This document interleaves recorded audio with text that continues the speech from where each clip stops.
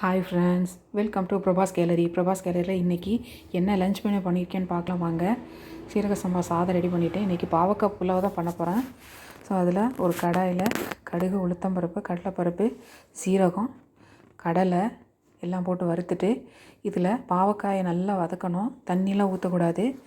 அதிலே நல்லா வதங்கிடும். இப்போ இஞ்சி பூண்டு நல்லா வதக்கி வச்சுருக்கிறத அதே சேர்க்குறோம். தட்டி வச்சுருக்கிறத தக்காளி 2 தக்காளி நல்லா பெரிய சைஸ் தக்காளி சேர்த்துருக்கோம். இதுவும் நல்லா வதங்கட்டும். இதுக்கு எதுவும் தண்ணியே சேர்க்கல நான்.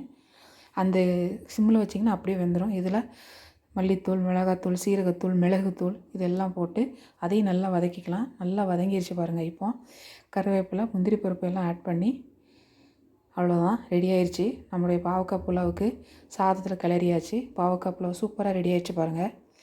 இதுக்கு தொட்டுக்க பார்த்திங்கன்னா கேரட்டும் பட்டாணி போட்ட ஒரு பொரியல் தான் ரெடி பண்ணியிருக்கேன். வெங்காயம், பச்சை மிளகாய் இதெல்லாம் போட்டு வதக்கிட்டு கொஞ்சம் கருவேப்பிலை சேர்த்துக்கலாம். இதில்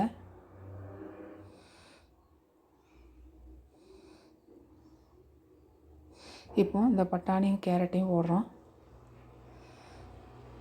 இது நல்லா வதங்கினதுக்கப்புறம் கொஞ்சம் தேங்காய் துருவி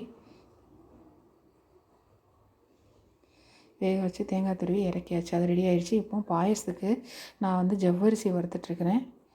ஜவ்வரிசி நல்லா வறுத்துட்டு அதை இறக்கி வச்சிட்டோம். அடுத்தது சேமியாவே இதே மாதிரி நல்லா வறுத்துக்கலாம். பால் பாயசத்துக்கு அப்போ தான் நல்லாயிருக்கும்.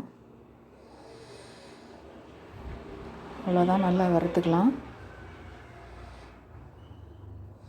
அடுத்தது பார்த்திங்கன்னா ஒரு தண்ணி ஊற்றி அதில் ஹீட் பண்ணிவிட்டு கொதிக்க வச்சதுக்கப்புறம் கல்கண்டு 1.5 கப்பு கல்கண்டு நான் சேர்க்குறேன். கல்கண்டு கொஞ்சம் கரைஞ்சதுக்கப்புறம் ஏலக்காய் தூள் போடுறோம் அதில். இப்போ நல்லா கொதித்து வந்துட்டுருக்குது, கரைஞ்சிருச்சு. இந்த ஸ்டேஜில் வறுத்து வச்சுருக்கிறது எல்லாத்தையும் ஆட் பண்ணியாச்சு. நல்லா கொதி வெந்ததுக்கப்புறம் பால் சேர்க்குறோம். அவ்வளோதான், நம்முடைய பால் பாயசம் ரெடி ஆகிட்டுருக்கு. நீங்களே இந்த மாதிரி உங்கள் வீட்டில் பாவக்காய் சாதம் ரெடி பண்ணி பாருங்கள் ஃப்ரெண்ட்ஸ். ரொம்ப அருமையாக இருக்கும். தேங்க்யூ, பாய்.